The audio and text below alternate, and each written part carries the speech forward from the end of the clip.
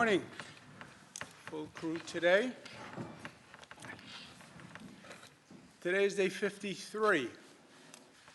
It's important just to get a sense of bearings. 53 days since we closed down New York, since 53 days since this nightmare happened. It's such a disorienting period, 53 days. Is it a long time or is it a short time? Well, if you look back, compared to what other generations have gone through, other periods of crisis in this country, 53 days is nothing. We've dealt with really intense, terrible situations for a long time in the past, but it feels very long, and it's very stressful. And that's across the board. You know, you have families that haven't had a paycheck come in a couple of months, and meanwhile the bills keep coming in. That's tremendous economic anxiety and insecurity, and by the way, it's exactly right. When do I go back to work? When do I get another paycheck? And that's a pressure that people feel in the household. Even the good part of it, well, my family's together. I have all my 3 girls, in my case, with me, and that's nice, and that's good news. But you put even the family together, and you lock them up, cabin fever, and everybody has their own stress that they're dealing with, and everyone's trying to figure out their life, and they're all together in this intense period. Even that is stressful. I feel it in my own household. My daughters are getting tired of my jokes, believe it or not. How that can happen, I have no idea, but somehow they manage to do that. We even have trouble now picking a movie at night, because the rule is if you pick a bad movie, then you are on movie probation. You don't get to pick the next movie. Everybody is on movie probation in my house now, so that's a problem. Even the dog, Captain, is out of sorts and relating to stress. Maybe there's too many people in the house and he's having trouble adjusting. Captain doesn't like the boyfriend. I said I like the boyfriend, so it's nothing that I said, but all sorts of tension that people are living with. Real tension, and then just the day-to-day stress. So yes, it's a terrible period of time. I get it, but we have to deal with it. And when you look at the reality of the situation, we are actually in a much better place. We're not home yet, but we're in a better place. The really bad news would have been if we concluded that we couldn't control the spread of the virus. That was a possibility. You looked at all those initial projections. How do you know that we could control the spread? We could have done all those close-down measures, and it didn't work. And the spread continued. That would have been bad news. So relatively, we're in a relatively good place. In downstate New York, the curve is on the descent. The question is now, how long is that descent? Is it a sudden drop-off? Is it 1 week, 2 weeks, 3 weeks, 6 weeks? We don't know. But better to be going down than to be going up, right? Let's keep that in mind. And we are going down. How fast? We'll find out, but we're in a better place. Hospitalization numbers are coming down. Intubations are coming down.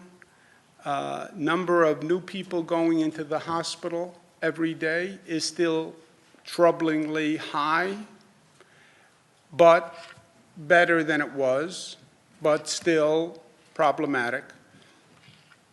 Number of lives lost is still breathtakingly painful, and the worst news that I have to deliver every day, and the worst news that I've ever had to deal with as governor of New York. But at least it's not going up anymore, and it seems to be on a gentle decline. But make no mistake, this is a profound moment in history. Our actions are going to shape our future, and you're not going to have to wait for a 10-year analysis, a retrospective, to find out how our actions affected our future. What we do today, you will see the results in 3, 4, or 5 days, okay?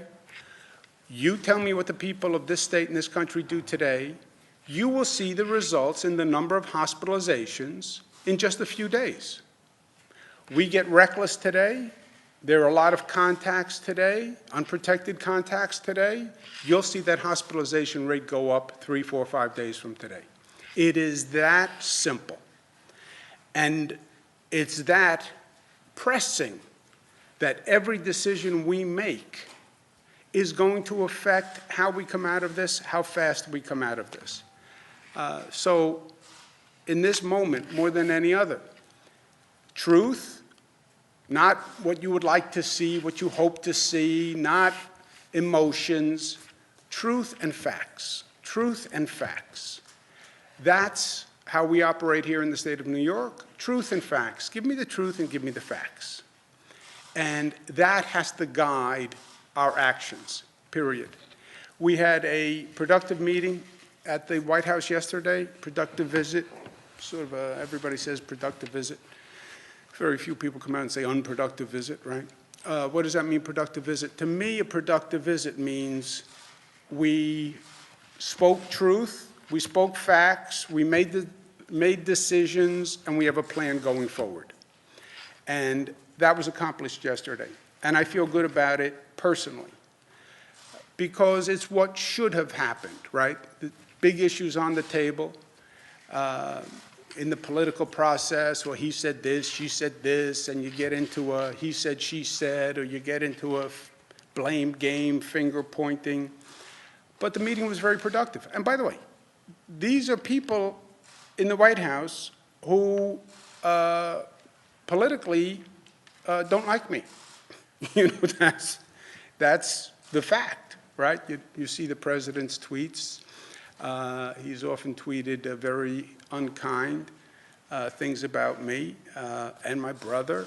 Politically, he does not. We've had conflicts back and forth. But we sat with him, we sat with his team, and that was put aside. Because who really cares how I feel or how he feels? Who cares? Get the job done. I don't care if you like him or he likes you. It's you know, we're not setting up a possible marriage here. Just do the job, right? When you're at war, you're in a foxhole. Nobody says, well, do you like the person you're in the foxhole with? Who cares? You protect the other person in the foxhole, then you get out of the foxhole and you take the hill, charge up the hill. And that's how we should be operating now. I don't care what your politics are. I don't care what you think about my politics. It doesn't matter. We both have a job to do. Let's do the job. And that was the spirit of the meeting yesterday. And it was very productive on what were very contentious, unclear issues. So it was very good. The main issue was testing, which I'll talk more about in a second. But we also talked about state funding. All the governors are united, Democrat and Republican, National Governors Association. Every governor is saying the same thing. We have to have state funding. The states are all basically in a deficit situation, and we need funding from Washington. They've passed bills that help a lot of Americans. That's great. Help small businesses. That's great. But you have to help state governments, because state governments fund people that the federal government can't fund. You know, state and local governments, we're funding police, we're funding fire, we're funding teachers, we're funding schools. You can't just ignore them. And when you don't fund the states, then you're saying to the states, well, you have to fund them. And the states have already said in one united choir, we can't. We can't. So we talked to the president about that. The president gets it. The president says he's going to work very hard in the next piece of legislation. But you know, I've been in Washington. I was there for 8 years. The Congress has to insist that this is in the legislation. And yes, they passed funding for small business and funding for testing, and that's good. That is a good thing. It's not a bad thing. But it's not enough either. And they don't come back every day, the Congress. It's hard to get them to come back. And this was not the time for baby steps.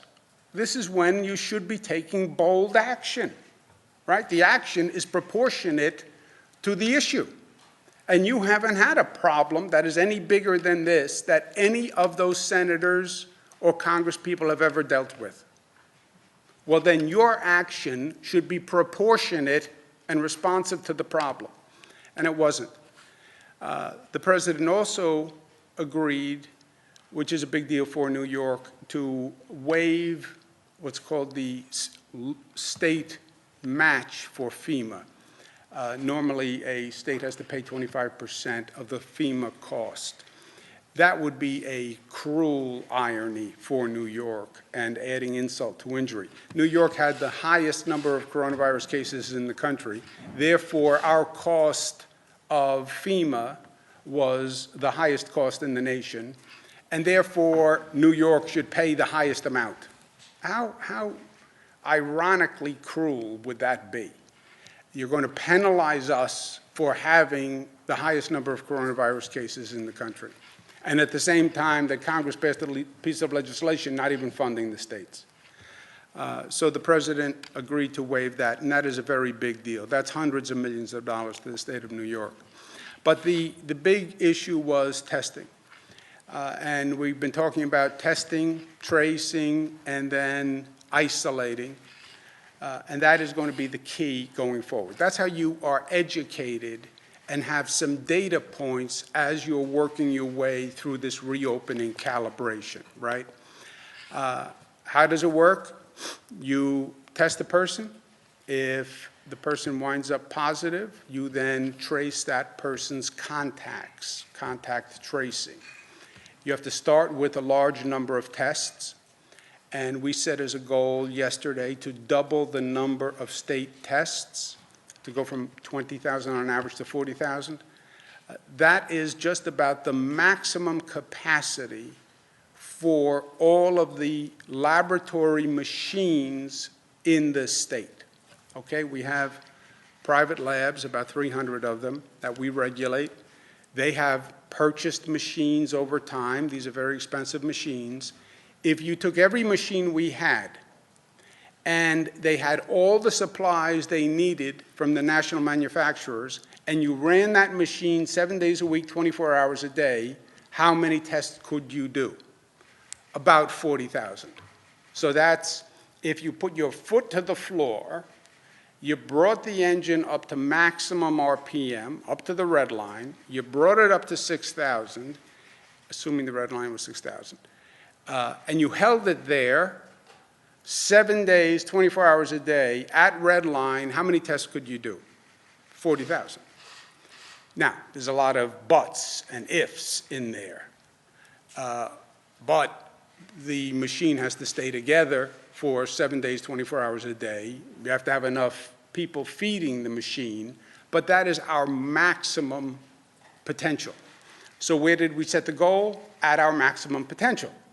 Why? Because we need to. Well, it's unrealistic. It might be a little unrealistic, but I'd rather set the bar high and try to get there, and then whatever we get is what we get. But once you do all those tests, every positive you have to go back and trace. And the tracing is a very big, big deal. Once you trace and you find more positives, then you isolate the positives. They're under quarantine, they can't go out, they can't infect anybody else. This entire operation has never been done before. So it's intimidating. You've never heard the words testing, tracing, isolate before. No one has. We've just never done this. There were a few textbooks that spoke about it, but we've never done it. And we've never done it anywhere near this scale. So it is an intimidating exercise. But I say, so what? Who cares that you've never done it? That's really irrelevant. It's what we have to do now. So figure out how to do it. Well, we have to put together a tracing army. Yes. Okay, we put together armies before. Never a tracing army.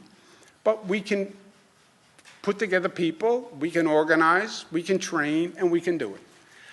And yes, it's a big deal, but It's what we have to do, and it's what we will do.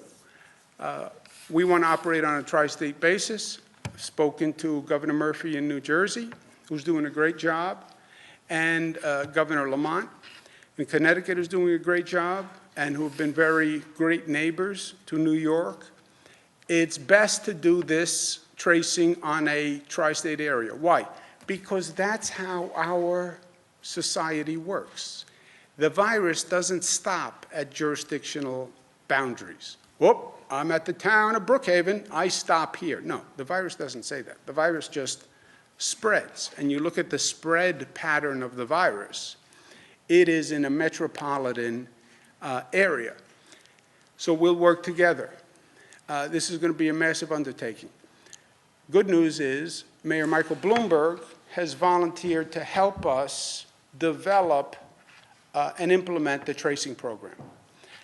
Mayor Bloomberg was mayor of New York City, as you know, 3 terms. As governor, I worked with Mayor Bloomberg.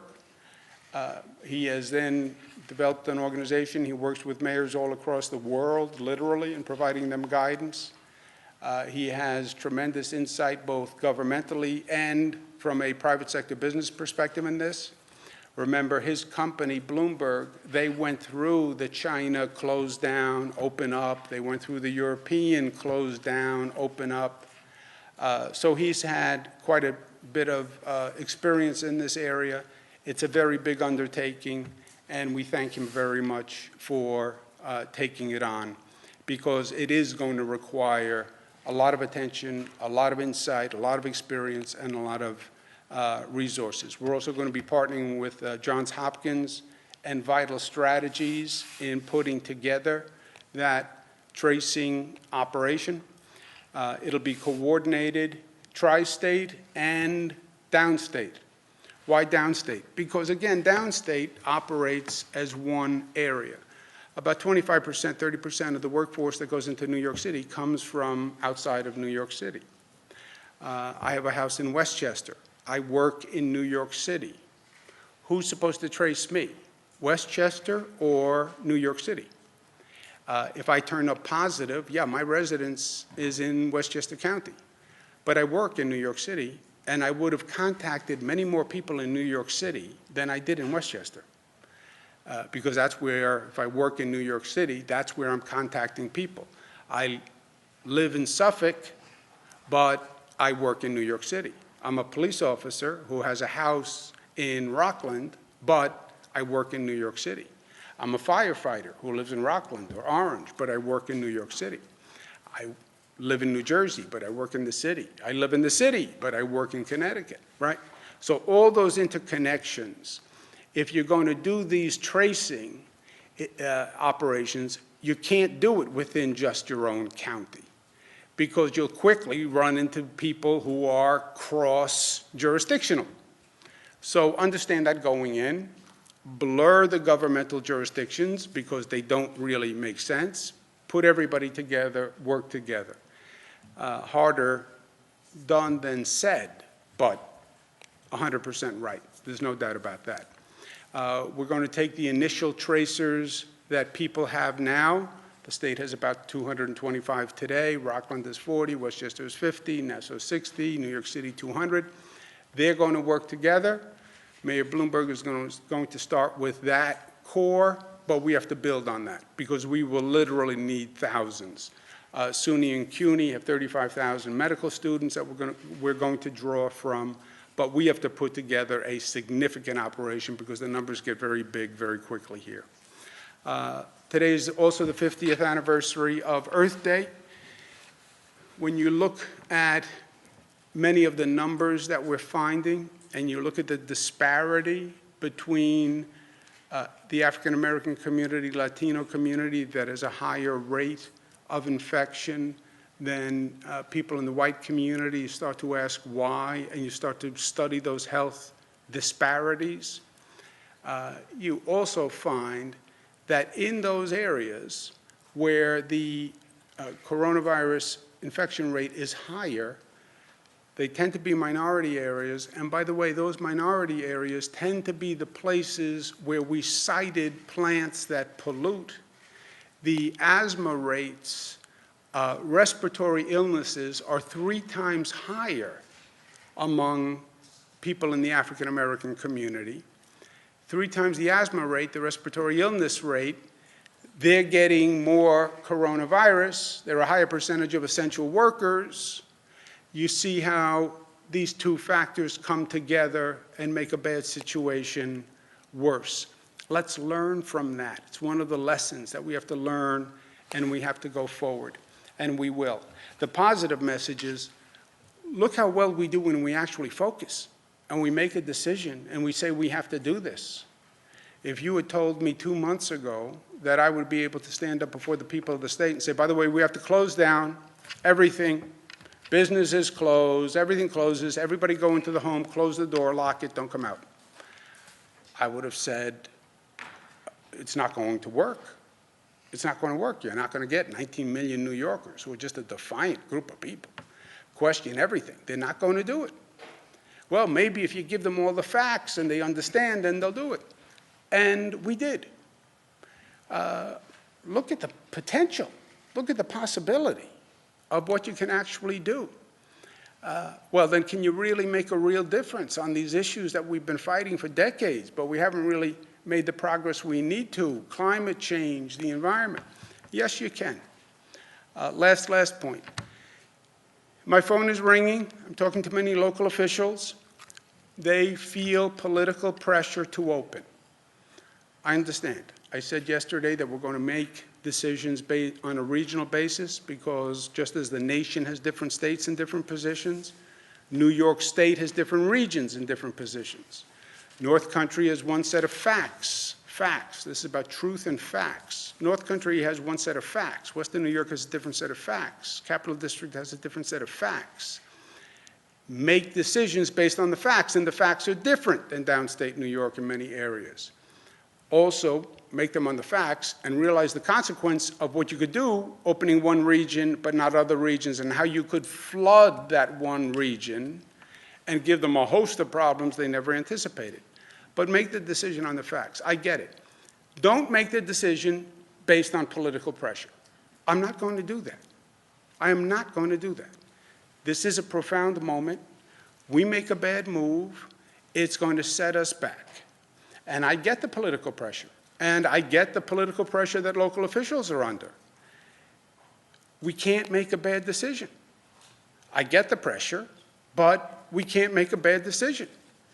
Frankly, this is no time to act stupidly, period. I don't know how else to say it. And I've said it innumerable times to local officials on the phone. I get the pressure, I get the politics. We can't make a bad decision, and we can't be stupid about it. This is not going to be over anytime soon. I know people want out. I get it. I know people want to get back to work. I know people need a paycheck. I know this is unsustainable. I also know more people will die if we are not smart. I know that. I have to do that count every day of the number of people who passed away. We're not going to have people lose their life because we acted imprudently. I'm not going to do that. I'm not going to do that. And I'm not going to allow the state to do it. And I'm not going to have the obituary of this period be, well, they felt political pressure, so they got nervous, and they acted imprudently. That's not who we are. I've said to them, look, if you look at any of the facts, the 1918 flu, they're talking about it now. There can be waves to this, right? You walk out into the ocean, you get hit with that first wave. Oh, great, I'm done. The wave hit me, I'm still standing. Beware, because there can be a second wave, or there could be a third wave. So don't be cocky just because you got hit by a wave and it didn't knock you off your feet. There can be a second wave.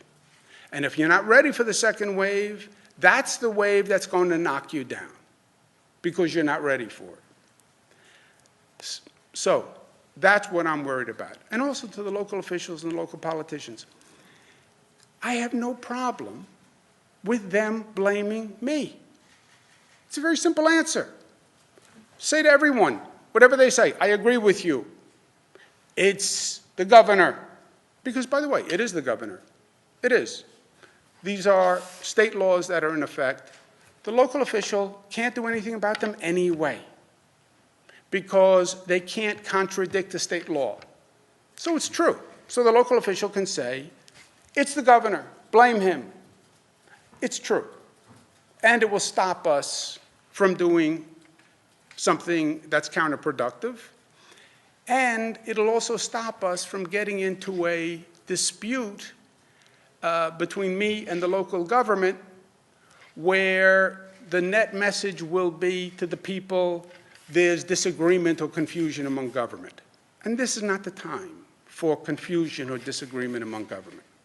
So the state laws govern. I get the local political pressure. Blame the governor. It's the truth. And the state laws can't the local laws can't counteract state laws anyway. And to this political pressure, this is a quote that I think people should take to heart. When the freedom they wished for most was freedom from responsibility, then they ceased to be free. Edith Hamilton, originally Edward Gibbon in The History of the Decline and Fall of the Roman Empire.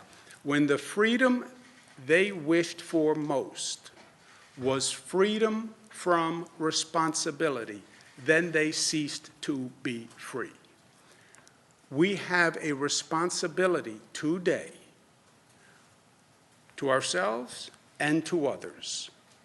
There is a codependency and a mutuality among people in society that is more clear and distinct than we have ever seen it. You sneeze, I get sick.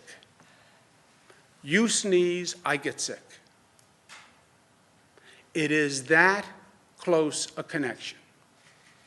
You have a responsibility to act prudently vis-a-vis other people. Because you're not just putting your own life at risk. You're risking my life and my children's life and my parents' life, and you don't have that right. You have to act responsibly. And to advocate for total irresponsibility, let's all be irresponsible. No, not here, not now. Any questions? Governor, what is Michael Bloomberg going to be doing? Can you talk about how that's going to dovetail with what the city announced today? Let's try another new first in the new normal. We don't need to speak over each other.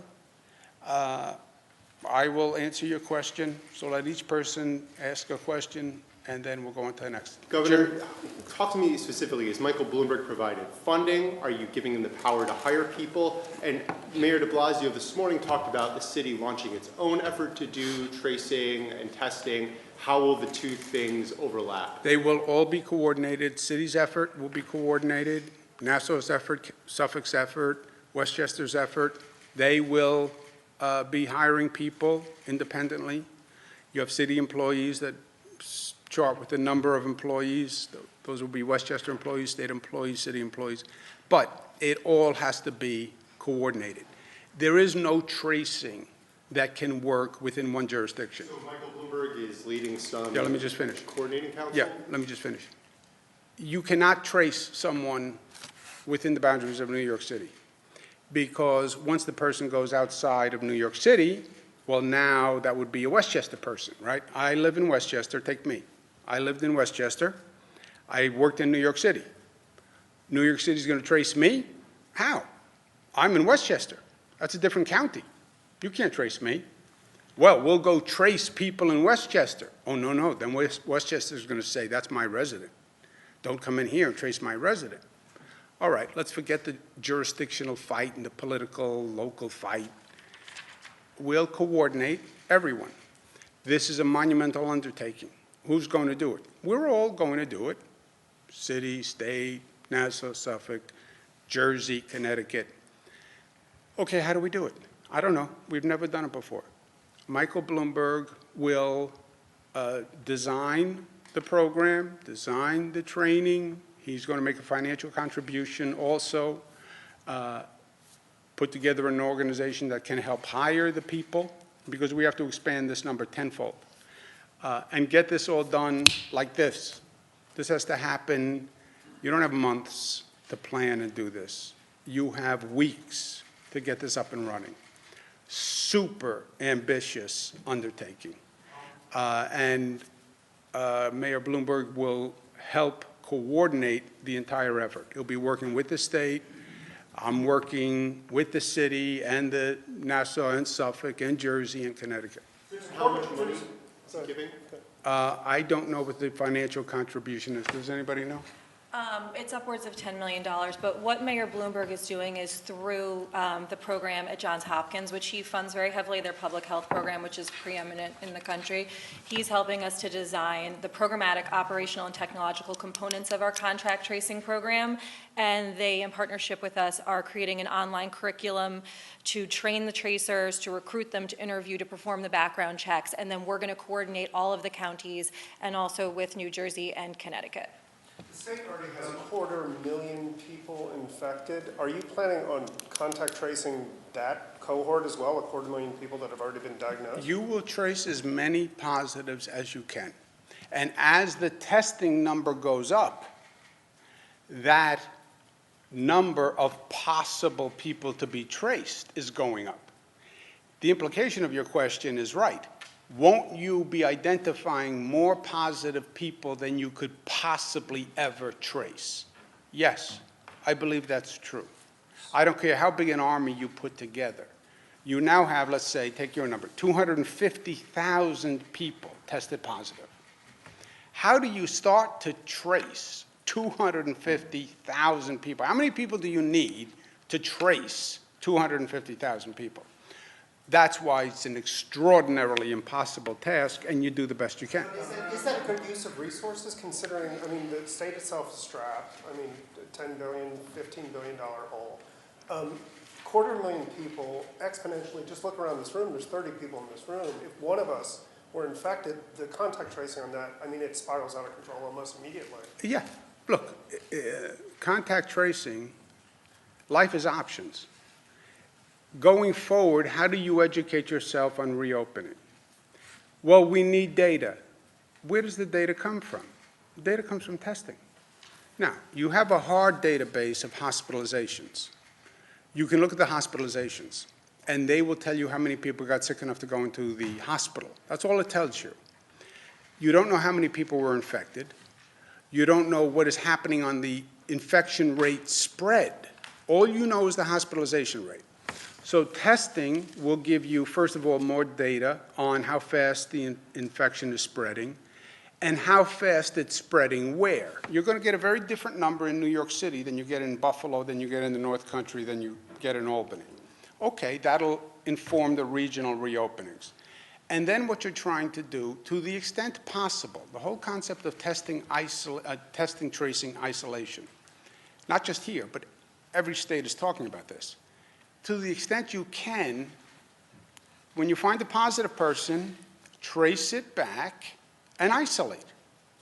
Well, if you wind up with a population, let's say we wind up with a 10% infection rate in the state or in the city, that's, 1 million people in New York City infected. How could you possibly trace 1 million people? You can't. You do the best you can. But for every person you isolate, Jesse, that's one less person walking around infecting another 10 people. But isn't there an argument that it's endemic already, that, even if it is just 10%, some estimates have said it might be 50, it might be 60. Like, how much money could this possibly cost, and where is that money going to come from? Well, if it was 50, 60%, you'd be at a different point.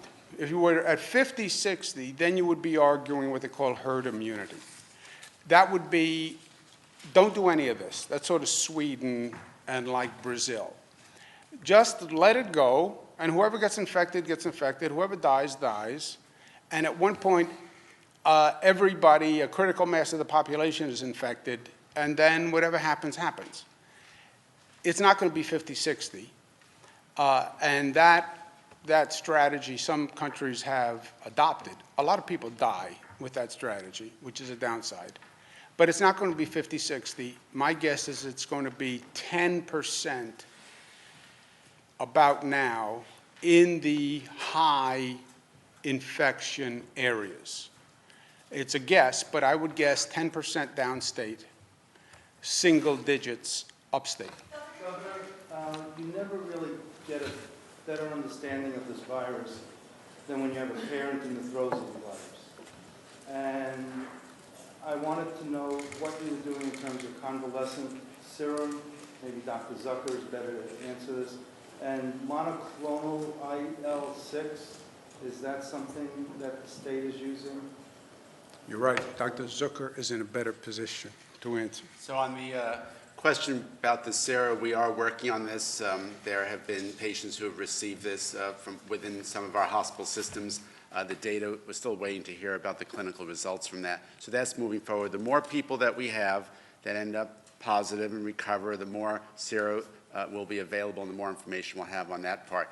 On the monoclonal antibodies, so this Regeneron Corporation here in New York State has been looking at this issue, and we've been speaking with them. There is data to suggest that the use of monoclonal antibodies may be beneficial based on how the monoclonal antibodies have been used for other conditions where they end up with the same kind of response, where the what's called cytokine storm, where their lungs are damaged as a result of infection. So there may be a relationship here, and we're working closely with them on that. Personal experience, the oxygenation level went from the low 70s one day and overnight to the mid-90s. I mean, it was a dramatic turn of events. And that was part of that's Monoclonal. right. The monoclonal antibodies. That's. So, and it's not in this state, so I just want you to know I'm not saying anything that's. But you've shared a lot, Governor, so I thought I'd share also. But I wanted to let you know that, you know, is there a shortage of this monoclonal IL-6? Is this something that still has to be developed? Is it readily available? Well, the IL-6 receptor antibodies, there's two different companies that have been working on it, and that has been given to patients across the state who have this already. And the monoclonal antibody, there's a specific therapy for that that's also not really experimental, but has been provided to those who are ill. Upstate tracing, are you interested at all in moving that upstate to also do tracing? And also you said there was going to be an announcement with nursing home inspections possibly today? Yes, we're going to make the nursing home announcement tomorrow. It's in the works, though. We wanted to talk about this today. What was the first part of your, tracing is going to be done statewide, and testing has to be done statewide. Testing does two things for you, remember. The rate of viral infection spread, so you have a calibration on the reopening. And second, on the antibody testing, one of the upsides is you find people who have the antibodies so they can contribute for the convalescent plasma by donating their blood. Joseph? I know you talked a lot about reopening businesses upstate, but how about opening schools? It seems like in recent days you suggested that that's becoming increasingly difficult. Is it unlikely that schools will open before fall? When you say, my opinion, when you say you're not going to open schools, you may as well say you're not going to open businesses, because the two are connected. I don't know how you really open businesses without opening schools. You want me to go to work? Hallelujah. What do I do with my kids? So the two, to me, are very connected. The school year is up in June. To say we're not going to open businesses until June, I'm not there yet. I don't think people are there yet. This is a situation that changes week to week. So let's get the information week to week. Let's get the data, and then we'll make a determination. Plus, we're trying to coordinate with Jersey, Connecticut, other states. So let's get the data. In the meantime, schools will not open until we say schools will open, statewide. Period, new paragraph. Opening schools is very difficult. I would not open a school unless we knew that the schools were disinfected, that they had a protocol going forward to disinfect the schools, that they had a protocol where there was going to be a certain amount of social distancing and protective personal behavior in the school. That is a very, very big undertaking, Joe. When you think about schools from a regional basis, can you do that regionally as well? You open some schools in some parts of the state where the infection rates are lower? I mean, have you looked at Theoretically, could you? Yes. Could you say North Country schools are going to open with all those provisos? Yes, you could say that. You could say you can open North Country schools having nothing to do with Nassau schools and Westchester schools. Yes, they're totally disconnected, and you could argue that you could make those as isolated decisions. So that would be part of this whole Yes. reopening business? Yes, sir. schools part? Yeah, because once you say we're moving towards reopening, one of the first integral pieces is business and school, and then transportation, right? You need those three gears to turn at the same time. You can't turn the business gear, which is intermeshed with the school gear, which is intermeshed with the public transportation gear. You turn one gear, you have to turn all three gears. Karen? How many update on the antibody testing that was taking place at grocery stores? Few days. Few days. How do you know it was taking place at grocery stores? Did they ask you?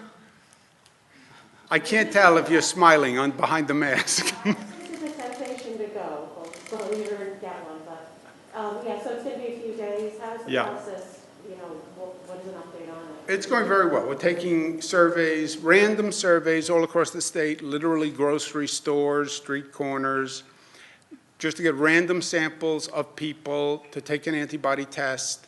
It's going to be the largest study done in the country to find out how many people have been infected. Jesse said maybe 50, 60% of the population, that would take you to one place.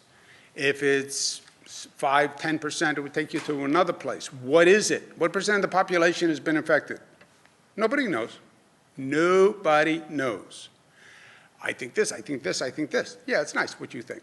What's the fact? Nobody knows the fact. Bernadette? Governor, what is the state doing, though, to help nursing homes comply with that executive order saying that patients cannot be denied readmission or admission to nursing homes? Because I've spoken to several different sources in that field who have said it's difficult to keep staffing levels high and then also separate the COVID from the non-COVID patients. So what is the state doing to assist with those facilities, and then also Plan B if these facilities don't have enough space to separate those patients? You want to answer that, Doctor? So two parts to that. One is the issue of what we're doing. As I mentioned once before, we are working very closely with the leadership of the nursing homes, both to get more staff to help them out. Obviously, the suppliers will be working very hard on that. We're also looking at how they could help cohort patients a little bit better so that those who are positive are cohorted within the nursing home to address that. And the second part, your second.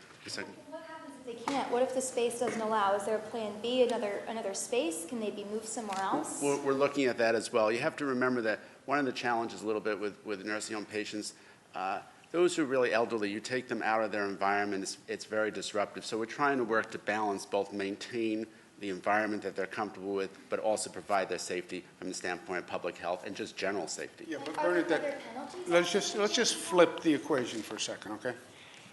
The state doesn't run a nursing home. Your questions sound like the state runs the nursing home. The state does not run the nursing home. It is run by a private corporation. The Acme Corporation said, you should bring your mother to the Acme Corporation. It's the best nursing home in the world. And they get paid for that service. The state regulates the nursing home, but it's a private corporation, sometimes it's not for profit, but basically the same thing, that gets paid for their service. And they're supposed to provide that service. That's what they do. They take care of senior people, people with illnesses, et cetera. That's what they get paid to do. We set a regulatory framework for them to do it. If they can't do it, they should say, I can't do it. I can't take care of your mother. don't pay me, I can't take care of your mother. I don't have the space, I don't have the staff, I can't take care of your mother. And then we'll help you find another facility for your mother, because there are a lot of beds in nursing homes. So we could find another nursing home for you. But they have to do the job they're getting paid to do. And if they're not doing the job they're getting paid to do, and they're violating state regulations, then that's a different issue. Then they should lose their license. That's how this relationship works. The state is not going to come in and do their job for them. That would be a state-run facility. That's a prison. That's, a different situation where we run the facility. We don't run these facilities. But the state's saying that these nursing homes that, as you said, are private, have to take back these COVID patients. So that's a state mandate. How do you rectify Well, those it's two? their patient. It's their patient. And their patient that they're getting paid to take care of now contracts the COVID virus.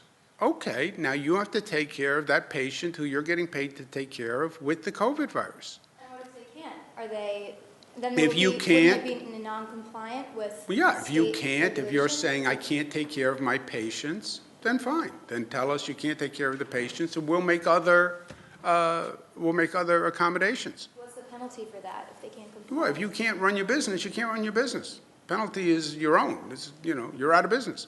But if people are dying because, again, the facility, it seems like a revolving door. If you are not providing adequate care for your patients, then you're violating your license.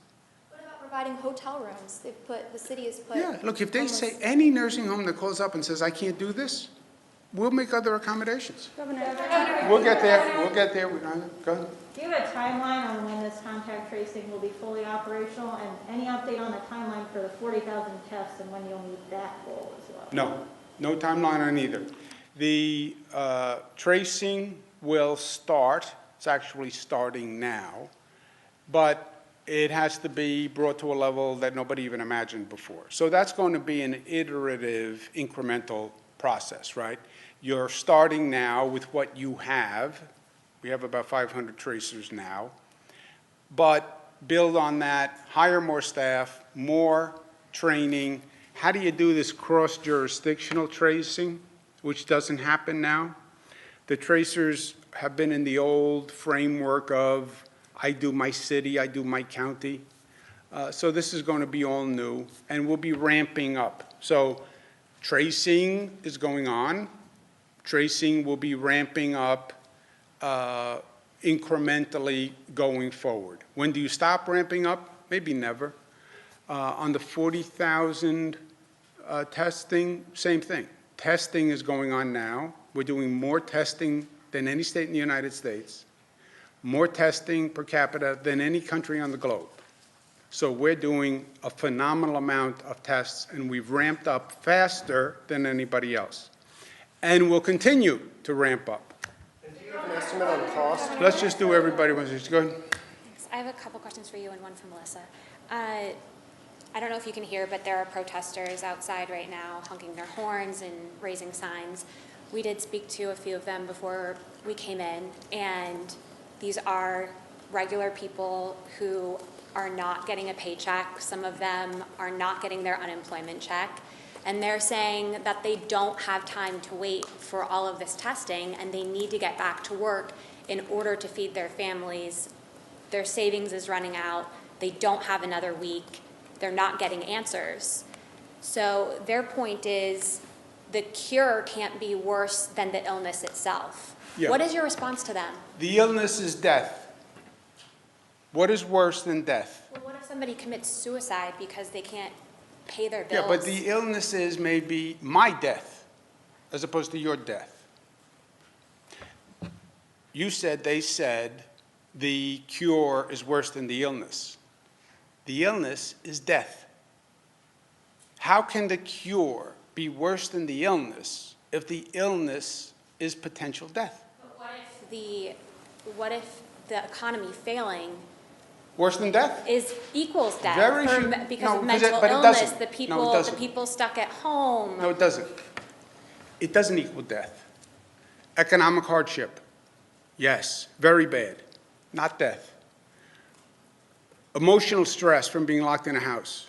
Very bad. Not death. Domestic violence on the increase. Very bad. Not death. And not death of someone else. See, that's what we have to factor into this equation. Yeah, it's your life. Do whatever you want. But you're now responsible for my life. You have a responsibility to me. It's not just about you. You have a responsibility to me, right? We started here saying it's not about me, it's about we. Get your head around the we concept. So it's not all about you. It's about me too. It's about we. Also, I get the economic hardship. Everybody gets it. Everybody feels it. Federal government is sending out a check for individuals, $600, an additional $1,200. We are moving heaven and earth to get the unemployment payments going. So we get the economic anxiety. The question is, how do you respond to it? And do you respond to it in a way that jeopardizes public health and possibly causes more people to die? And think about it as if it was your family that might get infected, right? And that's what we're talking about. And when you think about it as your family, you have a different perspective. I'll tell you the truth. It's not an abstract argument. Well, they say, he says, she says. He says, she says. I know that's how it works. Well, the protesters say this. Governor says this. Protesters say this. Governor says this. Okay, think about it as your family might be in the mix. Because when I see 484 New Yorkers die, I feel that it's like people in my family. And nothing comes before the public health risk of somebody else's life. And that's where we are. But they're also saying, if you can't afford to pay me unemployment, or your system You is will not be set paid. up, You will be paid but unemployment they can't from the wait day. for they can't wait for the money. They're out of money. Yeah, we're talking about a couple of days lag on the unemployment insurance, and they will get the check from the date of unemployment. It does not cost them an extra penny. Now, they can say, unemployment insurance isn't enough. I get it. Even with the $600 check and the $1,200 check and the unemployment insurance benefit is not enough. I understand the economic hardship. We all feel it. The question is, what do you do about it? And do you put public health at risk? And do you drive up the number of deaths for it? Because you have no idea how to reopen now. So they're saying that, is there a fundamental right to work if the government can't get me the money when I need it? Is there a fundamental right you want to go to work? Go take a job as an essential worker. Do it tomorrow. Right? You're working. I am. You're an essential worker. So go take a job as an essential worker. But the people aren't hiring because of the No, there are pandemic. people hiring. You can get a job as an essential worker. So now you can go to work and you can be an essential worker and you're not going to kill anyone. Rough estimate of how many of the 250,000 people have been traced? And is the 10 million going to be enough? How much can the state afford to put toward this, if anything? Will federal funding be needed? There's $1.3 billion available from the federal government for tracing. So is there a rough estimate on how many? $1.3 billion available from the federal government, which will help fund tracing for New York. Yes. And how many? Is there a rough estimate of how many of the 250,000 people have been traced that have tested positive have been traced? No. Governor, you pointed out the nursing homes are private entities. We are hearing reports that many of the nursing home staff are not getting the proper PPE. And so the question is, who has the onus of providing the PPE? The ownership of the nursing facility. No. No, they're not a state-run entity. That's what I'm trying to say. I know there's a thought a nursing home is run by the state. It's a wrong thought. Facts. The private entity runs it. We regulate the private entity. If the entity, private entity, is not performing their duty as they should be, then the state takes action versus the private entity. You can lose your license. You'll be out of business. If you're not providing your staff with the right equipment, you're out of business. That we can do. See, for the state, the question should be, Assist them in getting more PPE? we have been helping them with more PPE, but again, it's not our job. The question would be, why don't we put that nursing home out of business? Which is a fair question to the state. And if we have a nursing home that is violating, and that's part of what we're going to talk about tomorrow, then they should lose their license. If they can't do their job. Hospitals, you give PPE to hospitals. Yeah, let's do person. Should families feel safe, though, putting their sick loved ones into nursing homes? But also, what about the people whose family members are not sick? Like, what if my grandma's in a nursing home, she's healthy, but she's old, she might have a pre-existing condition, and the same facility that she's living in is now accepting COVID patients, and the facility doesn't have the capacity to separate the two? Yeah, What look, happens on Bernadette, a state policy? there is no state policy on, yeah, but if the question is, should I put my mother in a nursing home? Anyone who has read any of the facts or any newspaper article has to appreciate that this virus attacks people in nursing homes. It is ground zero. Our introduction was in Seattle, in a nursing home. The nursing homes are the top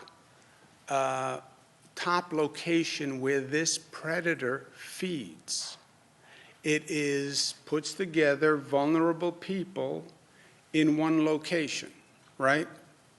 When the lion is going across the plain looking for prey, here's the prey, vulnerable people in one place under one roof.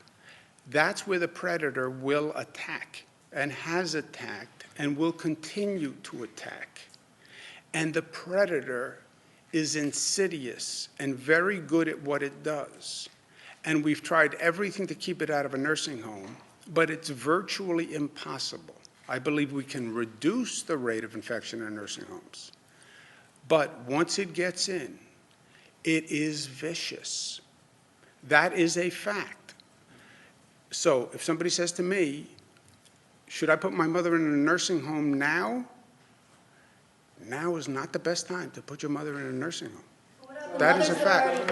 Let's answer someone who hasn't asked before. Go ahead. Take one more. All government employees, and how many would you like to see in upstate New York? What, departments do they work through?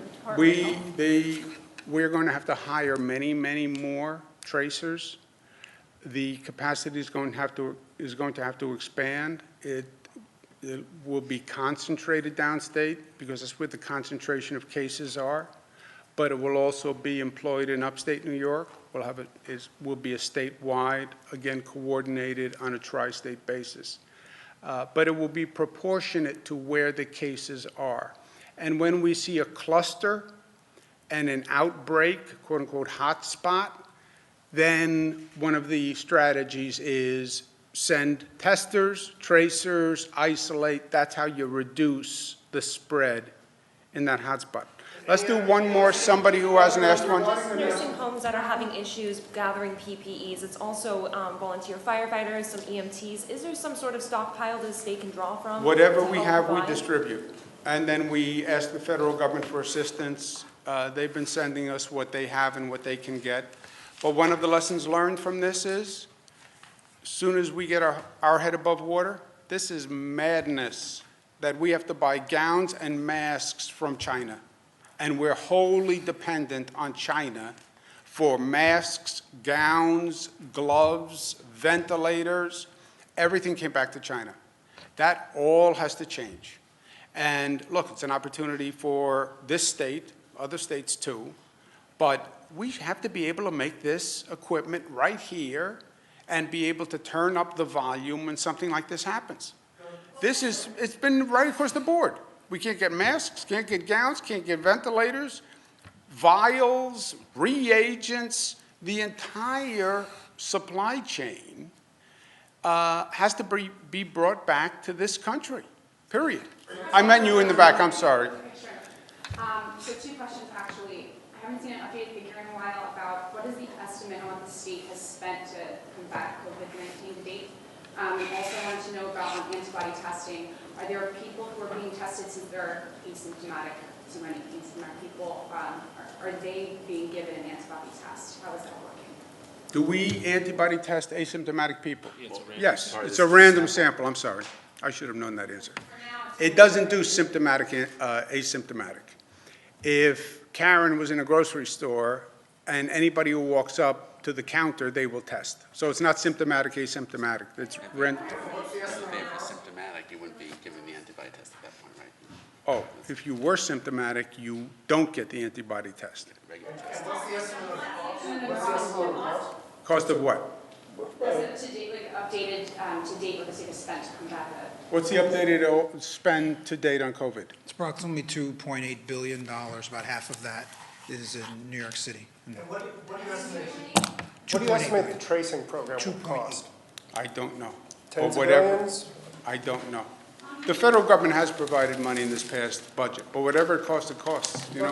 What's the value of a life, Jesse? Governor, regarding nursing homes, the thing that's the wild card is the nurses, the staff, when they go out in the world and then they come back in. Can the regulation from the health department, you know, can there be some regulation to ensure that the nursing homes are doing better in terms of whether taking a temperature or doing something with the staff to make sure that they don't bring this into the nursing home? We have done regulations on that, and we'll have more to say on that tomorrow. I don't want to give away tomorrow's news, because then you won't come. Thank you, guys. Should nursing homes be fined for not having adequate reporting?